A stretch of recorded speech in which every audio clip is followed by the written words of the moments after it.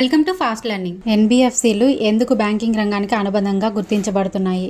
Customer ఆధారిత సేవలు, సరళీకృత విధానాలు, డిపాజిట్లపై అధిక రాబడి రేట్లు, రంగాల వారీగా రుణాల అవసరాలు తీర్చడం వల్ల. ఎన్బిఎఫ్సిలకు ఆర్బీఐ ఏ రకంగా నిర్వచించింది? అంబ్రెల్లా నిర్వచనం.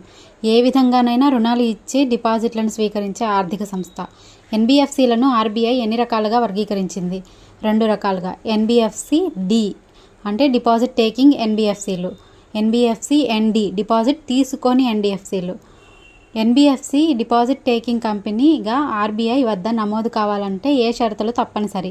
కంపెనీగా స్థాపించాలంటే కంపెనీ యాక్ట్ 1956 కింద కనీస నికర యాజమాన్య నిధులు అంటే ఎన్ఓఎఫ్ 2 కోట్లు కలిగి ఉండాలి. ఎన్బిఎఫ్సిలకు సంబంధించి రిజిస్ట్రేషన్లో ఎన్ఓఎఫ్ అంటే ఏంటి? నెట్ ఓన్డ్ ఫండ్, నికర యాజమాన్య నిధి. ఎన్బిఎఫ్సి డి అంటే ఏంటి? డిపాజిట్లను స్వీకరించే non banking financial company. NBFC ND అంటే ఏంటి? డిపాజిట్లు స్వీకరించని non banking financial company. SEBI ఏ ఎన్బిఎఫ్సి సంబంధిత సంస్థలను నియంత్రిస్తుంది? వెంచర్ క్యాపిటల్ ఫండ్స్, మర్చెంట్ బ్యాంకులు, స్టాక్ బ్రోకింగ్ సంస్థలు. Please like, share and subscribe.